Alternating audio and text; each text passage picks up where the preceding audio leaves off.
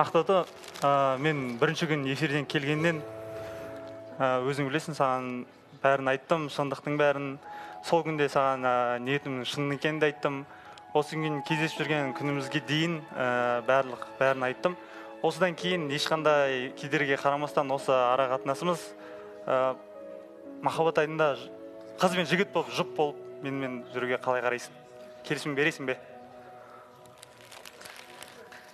Ермек, былай ғой, саған көп рахмет. Мен мінезімді көтеріп, менің еркектерімді көтерген үшін шын жүректен рахмет айтам.